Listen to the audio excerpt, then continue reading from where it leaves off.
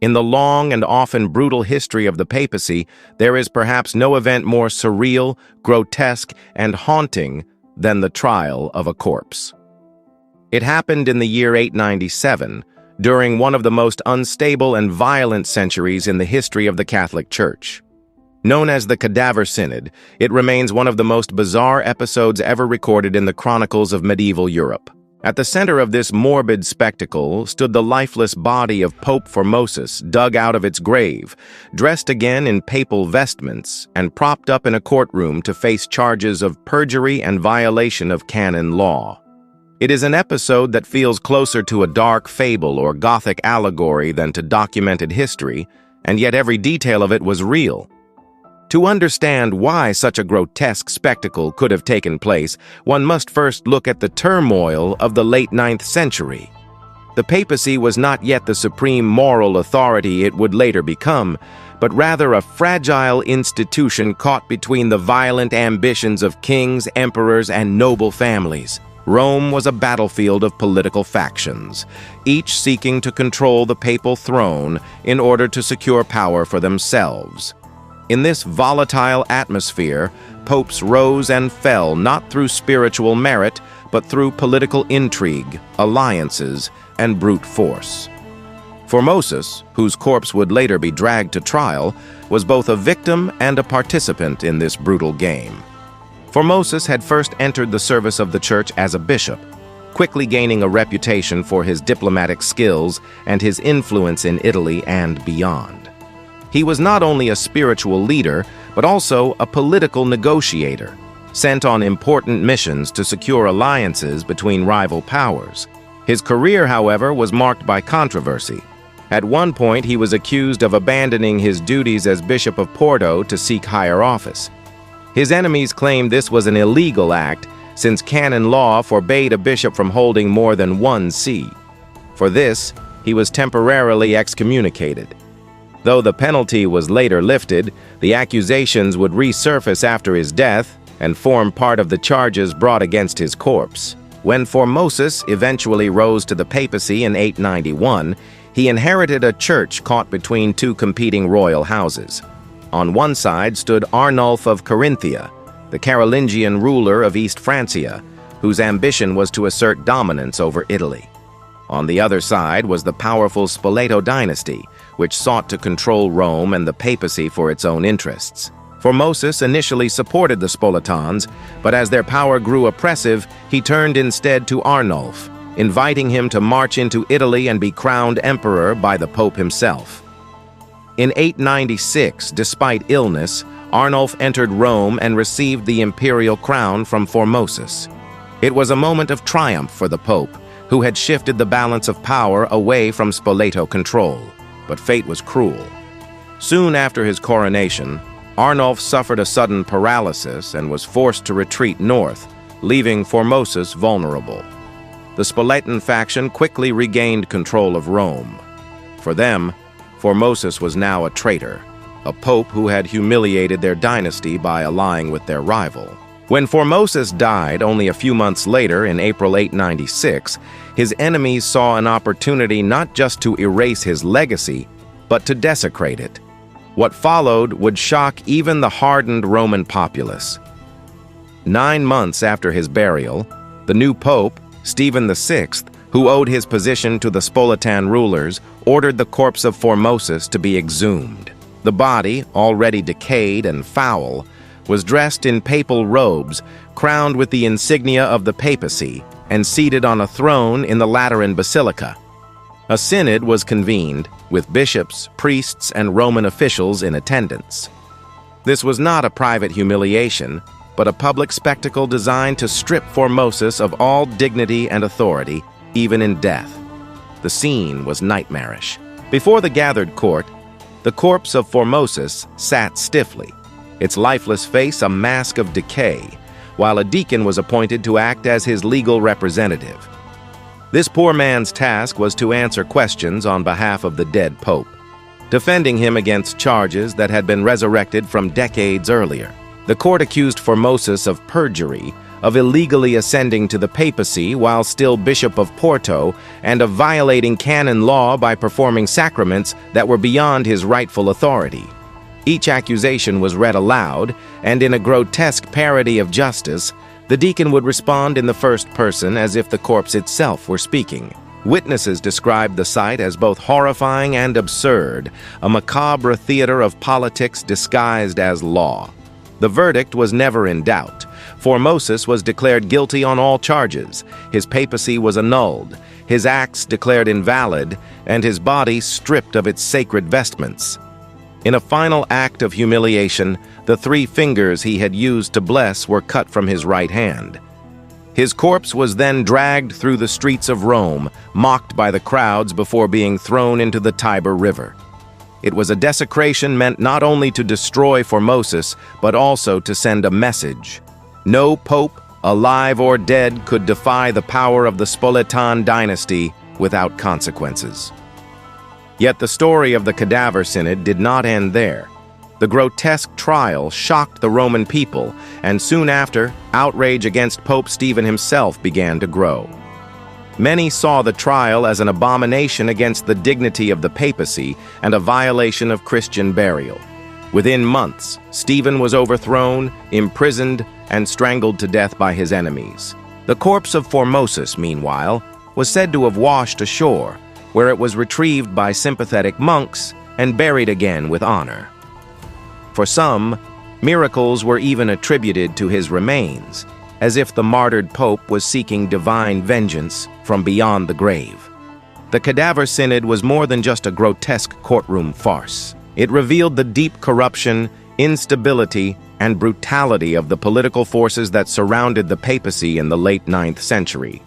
For ordinary Christians across Europe, the spectacle of a pope's corpse being tried and desecrated was a scandal of unimaginable proportions. The papacy, the office believed to be the spiritual heart of Christendom, had been reduced to a stage for vengeance and mockery. If the vicar of Christ could be dug up and humiliated in such a way, what sacred authority remained untouchable? The public backlash against Pope Stephen's actions demonstrated that even in an age of chaos, there were limits to what people would tolerate. While the papacy had long been enmeshed in politics, the trial of Formosus crossed a line. To Romans who had witnessed the spectacle, the event seemed less like justice and more like blasphemy. Accounts from chroniclers describe the mood in the city as restless and outraged, with whispers that the hand of God would soon punish Stephen. These whispers proved prophetic. Within months of the Cadaver Synod, Stephen himself was imprisoned and strangled to death. His violent downfall was widely seen as divine retribution for his desecration of a dead pope.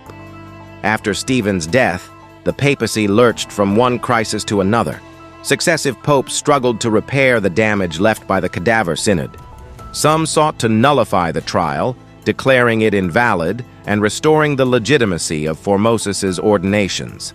Others, caught between powerful factions, quietly avoided reopening the wounds.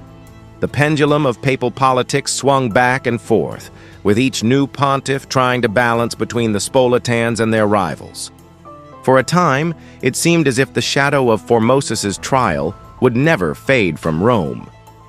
What made the Cadaver Synod so disturbing was not only its grotesque imagery, but also what it symbolized: the complete subordination of spiritual authority to worldly politics. The Pope, supposedly the representative of God on earth, had been treated as nothing more than a pawn in a dynastic feud. His corpse became a prop in a macabre theater. His reputation destroyed not because of true spiritual failings, but because he had backed the wrong side in a political conflict. It was a reminder that in this era, the papacy was far from the untouchable institution it would later become. Instead, it was vulnerable, manipulated, and often controlled by whichever faction had the strength to impose its will on Rome. The grotesque nature of the Cadaver Synod also reveals something about the medieval mindset. In a world where relics of saints were revered and corpses were believed to carry spiritual power, the treatment of a dead pope was not just symbolic, but spiritually potent. To Stephen and the Spoletans, putting Formosus' body on trial was more than a political statement. It was an attempt to erase his sacred authority retroactively, to declare that every sacrament he performed was invalid, and to strip legitimacy from the emperor he had crowned. This was not just vengeance. It was an attempt to rewrite history through ritualized desecration. But such acts rarely achieve their intended goals. Instead of erasing Formosus' memory, the Cadaver Synod ensured that he would never be forgotten. The horror of the trial became a stain on the papacy itself, an episode so shocking that later generations looked back on it as a symbol of the Church's darkest excesses. Even centuries later, reformers would cite the trial as evidence of the need to cleanse the papacy of corruption and political manipulation.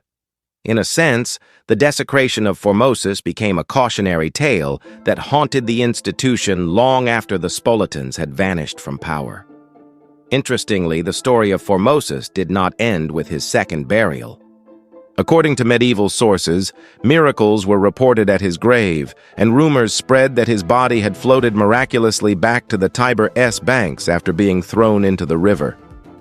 These tales fed into the belief that he had been a wronged pope, perhaps even a martyr of sorts, punished not for sins but for political decisions that had offended powerful men. Whether or not these miracles truly occurred, the very fact that people believed them demonstrates how quickly the narrative shifted. From condemned corpse to victim of injustice, Formosus became a symbol of the corruption that had infected the highest office of the Church. The Cadaver Synod also left a legacy in art and literature. Medieval chroniclers, horrified and fascinated by the event, recorded it in lurid detail. Later writers, from Renaissance humanists to Enlightenment critics of the Church, pointed to it as proof of the absurdity and cruelty of papal politics. Even in modern times, historians, novelists, and filmmakers return to the story as one of the strangest episodes in history, a reminder of how power, when unchecked, can lead to acts that seem closer to madness than reason. In the centuries that followed, the papacy underwent profound changes. The chaos of the 9th and 10th centuries eventually gave way to reforms that sought to separate the spiritual authority of the Pope from the corrupting influence of local noble families. These reforms did not erase the memory of the Cadaver Synod, but they provided a context in which the event was understood as part of the Church's Dark Age, a period that had to be transcended in order for the papacy to fulfill its role as a unifying moral authority for Europe. The grotesque trial of Formosus thus stands as both a low point and a turning point, a symbol of what happens when faith is drowned in the pursuit of power. When we look back at the Cadaver Synod from the perspective of today, the first reaction is usually disbelief. It seems impossible that the Catholic Church, which would later claim a position of moral and spiritual supremacy in Europe, could have been involved in something so grotesque. And yet, the trial of Pope Formosus's corpse is not an isolated absurdity. Rather, it is a window into a time when the papacy was entangled in the ruthless and often brutal realities of medieval politics, a time when the sacred and the profane could blur in ways that shock us now. The fascination of the Cadaver Synod lies in this tension. On one hand, it represents the grotesque abuse of spiritual authority, a moment when the holiest office in Christendom became a stage for vengeance. On the other, it highlights the human need to use ritual, even distorted ritual, as a way of legitimizing power. Stephen and the Spoletans did not simply declare Formosus a traitor. They staged a full trial, complete with judges, accusers, and a defendant. The fact that the defendant was a rotting corpse only underscores the surreal extremity of their desire to give a veneer of legality to an act of revenge. For medieval audiences, the symbolism would have been clear. In an age when the physical body of a saint or a pope was considered a vessel of spiritual authority, to drag that body into court was to wage war on the very idea of legitimacy. If Formosus's papacy could be retroactively declared invalid, then the Spoletans could erase the authority of the emperor he crowned and reclaim control over the Church. The trial was, in this sense, an act of political theater as much as it was an act of desecration. But what Stephen and his allies underestimated was how such a spectacle would backfire. Instead of diminishing Formosus, it made his suffering a rallying point for those who opposed Spolitan domination. There is also something deeply psychological in the Cadaver Synod, something that resonates beyond the politics of its time. By putting a corpse on trial, Stephen externalized his fears, insecurities, and hatreds into a grotesque ritual. It was as if the very presence of Formosus, even in death, continued to haunt him and his faction. The dead pope had to be condemned, not just symbolically, but physically, as if only by mutilating his corpse could they erase his influence. This kind of thinking is not unique to medieval Rome. Throughout history, we see examples of regimes punishing the dead, exhuming bodies, erasing names from monuments or burning remains, all in an attempt to assert dominance over memory itself. The Cadaver Synod is simply one of the most extreme and theatrical examples of this impulse. For modern observers, the event also serves as a reminder of how fragile institutions can be when they are captured by political interests. The papacy of the late 9th century lacked the independence and authority that it would later gain during the reforms of the 11th and 12th centuries.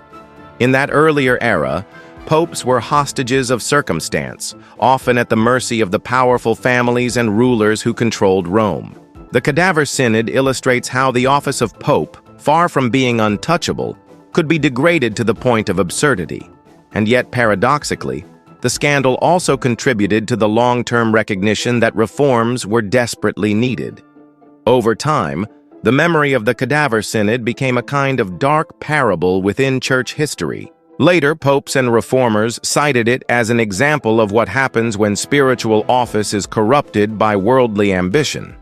Historians in the Middle Ages, though often reluctant to dwell on the event, could not entirely ignore it. By the Renaissance, humanists who were critical of the Church revived the story as evidence of papal absurdity. During the Enlightenment, it was wielded by critics of religion as proof that the papacy had been historically irrational, even grotesque. In modern times, the Cadaver Synod has fascinated not only historians, but also novelists, playwrights, and filmmakers who see in it a story so surreal that it borders on the mythic. But beyond the scandal and the grotesque imagery, the Cadaver Synod continues to intrigue us because it speaks to universal themes: the abuse of power, the fear of legacy, and the attempt to control history through spectacle. It asks unsettling questions. Can dignity be destroyed after death? Can authority be rewritten by force? And what does it mean for a society when rituals meant to preserve justice are twisted into tools of vengeance? These questions resonate far beyond 9th century Rome. They are questions that appear whenever institutions are corrupted, whenever memory is manipulated, and whenever the powerful attempt to bend truth to their will. In the end, the story of Pope Formosus is not simply a medieval curiosity. It is a reminder that history is filled with episodes where human ambition, fear, and cruelty overwhelm reason and faith. The Cadaver Synod stands as a grotesque monument to the dangers of unchecked power, a moment when politics consumed spirituality so completely that even the boundary between life and death was violated. That is why, more than 11 centuries later, the trial of a corpse in Rome still captures our imagination. It is not only a tale of one pope and his enemies, but a warning about the fragility of institutions and the extremes to which power will go in order to defend itself.